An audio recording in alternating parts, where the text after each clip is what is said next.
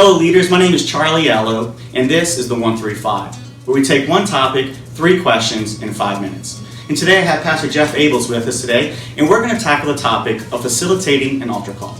Now, Pastor Jeff Abels is currently the lead pastor at Crossroads Church, and is also an executive presbyter of the Louisiana District. In his 30 years of ministry, he has also been a Master's Commission Director, a youth pastor, and also a traveling evangelist.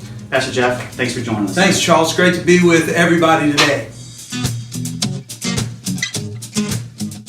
What is one thing that you have done in your actual sermon preparation that would lead to an effective altar call?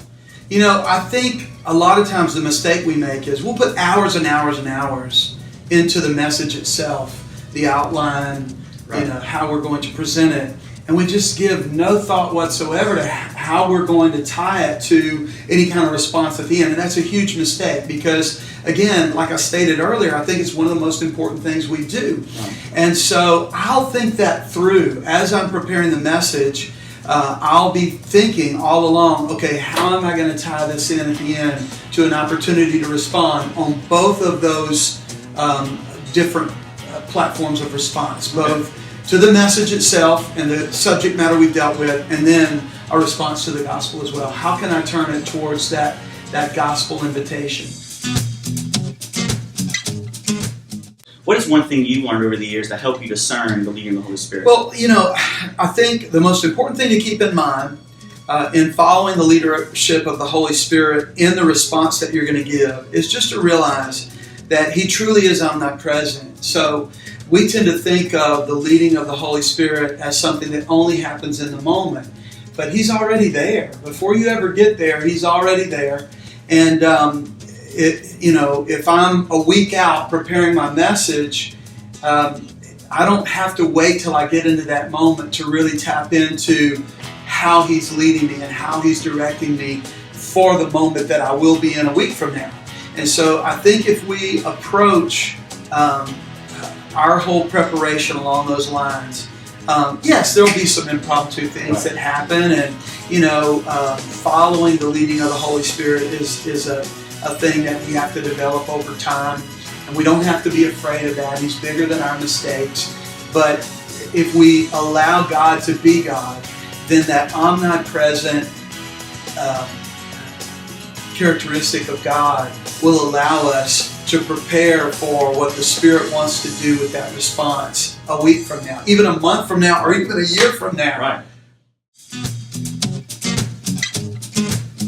Of all your years of experience and all the different facets that you have done, if you're speaking to a younger minister or just someone who's seeking to grow at whatever age, is there one thing that you would like to share that has helped you in navigating in this facilitation of this moment?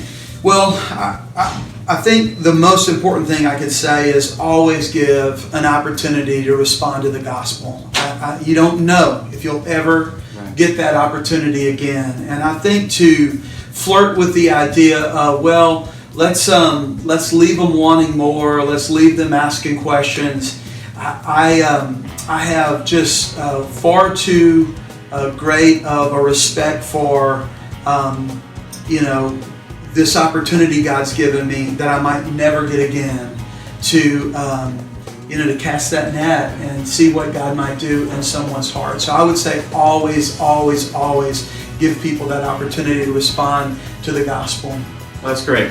Well, guys, one thing I wanted to tell you all here, leaders, is that we know that you have been chosen by God to minister no matter where you are, no matter what role. And we believe that a rising tide raises all ships. And as you are intentional to grow in your practical and Pentecostal distinctive as a minister, your people will as well.